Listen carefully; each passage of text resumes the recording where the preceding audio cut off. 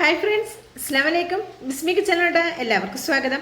ഇന്ന് നമ്മൾ റവ വെച്ചിട്ട് വളരെ സിമ്പിളായിട്ടുള്ള ഒരു ഐറ്റം തയ്യാറാക്കുന്നത് എങ്ങനെയെന്ന് നോക്കാം. അതിനായിട്ട് ഒരു സോസ് പാൻ അടുപ്പത്ത് വെച്ച് കൊടുത്തിട്ടുണ്ട്. ഇതിലേക്ക് നമുക്ക് 250 ml കപ്പിൽ 3 കപ്പ് വെള്ളം ഒഴിച്ചു കൊടുക്കാം.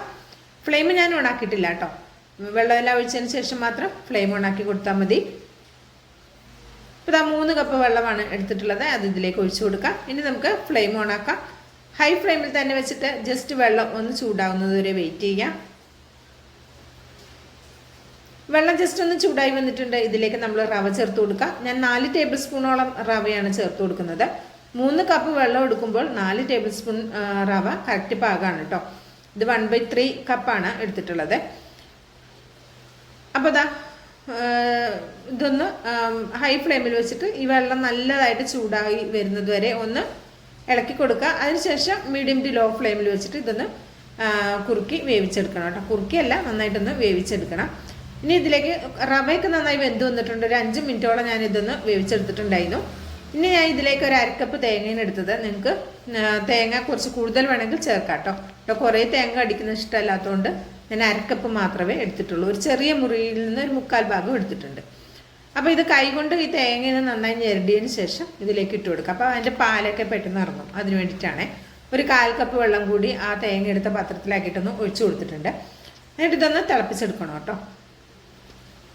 പണ്ട് കാലത്തൊക്കെ ഇത് കഴിച്ചിരുന്ന ഒരു വിഭവമാണ്. നല്ല ടേസ്റ്റാണ്, ഹെൽത്തിയാണ്, എന്താ പറയുക, അടിപൊളിയാണ്. മഴയൊക്കെ പെയ്യുന്ന സമയത്ത് ഇതിങ്ങനെ ഇരുന്ന് എന്തെങ്കിലുമൊക്കെ കഴിക്കാൻ തോന്നുന്നൊരു സമയമാണല്ലോ അല്ലേ, മഴയൊക്കെ പെയ്യുന്ന സമയം. അപ്പോൾ നമുക്ക് എന്തെങ്കിലും കഴിക്കാനോ ഇതുപോലെ എന്തെങ്കിലും ചെറിയ ചൂടോടെ എന്തെങ്കിലും കുടിക്കാനൊക്കെ തോന്നുമ്പോൾ തയ്യാറാക്കി എടുക്കാവുന്ന സിമ്പിൾ ഐറ്റമാണ് കേട്ടോ. ഇതിലേക്ക് ഞാൻ മധുരത്തിനായിട്ട് 4 ടേബിൾ സ്പൂൺ ശർക്കരയുടെ പൗഡറാണ് ചേർത്ത് കൊടുക്കുന്നത്.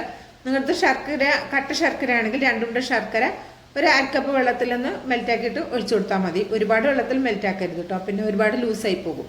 അപ്പം ഞാൻ ഈ ഒരു പരുവത്തിലാണ് ഇത് റെഡിയാക്കുന്നത്. നിങ്ങൾക്ക് കുറച്ചുകൂടി ലൂസാണ് വേണ്ടെങ്കിൽ വെള്ളത്തിൻ്റെ അളവിൽ, അല്ലെങ്കിൽ ശർക്കര പാനിയാണ് ചേർക്കുന്നതെങ്കിൽ ശർക്കര പാനിയുടെ അളവിൽ വ്യത്യാസം വരുത്തിയാൽ മതി. അപ്പോൾ ഞാൻ ഇതിലേക്ക് ഒരു 1/2 ടീസ്പൂൺ ഏലക്കയുടെ പൊടി കൂടി ചേർത്ത് കൊടുത്തിട്ടുണ്ട്. ഇതാണ് ഇതിൻ്റെ പരുവം. ഇത്രയും മതി. ഇതെല്ലാം വെന്ത് റെഡിയായി വന്നിട്ടുണ്ട്. ഇനി നമുക്കിത് അടുപ്പിൽ നിന്ന് മാറ്റാം. ഇതിലേക്ക് ഒരു വറവ് തയ്യാറാക്കാനായിട്ട് 1 ടീസ്പൂൺ നെയ്യ് എടുത്തിട്ടുണ്ട്.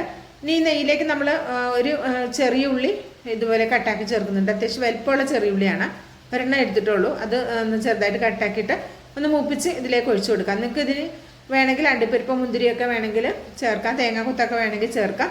പണ്ട് കാലത്തൊന്നും ഇത് ഇങ്ങനെ മൂപ്പിക്കലൊന്നുമില്ല, ഇതങ്ങനെ കുടിക്കലാണ്. ഇപ്പം നമുക്ക് ടേസ്റ്റിന് ഒരു വ്യത്യാസത്തിനൊക്കെ വേണ്ടിയിട്ട് ഉള്ളിയോ പിന്നെ അല്ലെങ്കിൽ അണ്ടിപ്പരിപ്പ് മുന്തിരിയോ ഒക്കെ ചേർക്കാവുന്നതാണ് കേട്ടോ. അപ്പം ഞാൻ ഉള്ളി മാത്രമേ ചേർക്കുന്നുള്ളൂ. ഇത് ചെറിയ ചൂടോടെ കുടിക്കുമ്പോഴാണ് കുറച്ച് കൂടുതൽ ടേസ്റ്റ് ഉണ്ടാവുക കേട്ടോ. അപ്പോൾ ഇതിന് കുലാവി എന്ന് നമ്മൾ പേര് പറയും. അപ്പോൾ നിങ്ങൾക്ക് ഇഷ്ടമായിട്ടുണ്ടെങ്കിൽ നിങ്ങൾ എന്ത് പേരാണ് പറഞ്ഞതെന്ന് ഒന്ന് പറയണം കേട്ടോ. ഇഷ്ടമായിട്ടുണ്ടെങ്കിൽ തീർച്ചയായിട്ടും ട്രൈ ചെയ്ത് നോക്കുക, അഭിപ്രായം അറിയിക്കുക, ലൈക്കും ചെയ്യുക കേട്ടോ. ബിസ്മി കിച്ചൺ എന്ന യൂട്യൂബ് ചാനൽ സബ്സ്ക്രൈബ് ചെയ്ത് കാണുന്ന കൂട്ടുകാർ ഒന്ന് സബ്സ്ക്രൈബ് ചെയ്ത് ബെല്ലൈക്കൺ എനേബിൾ ചെയ്ത് വയ്ക്കാൻ മറക്കരുത്. ഇൻഷാ അല്ലാഹ് അടുത്തൊരു വീഡിയോ ആയിട്ട് വരാം. എല്ലാവർക്കും നന്ദി, നമസ്കാരം.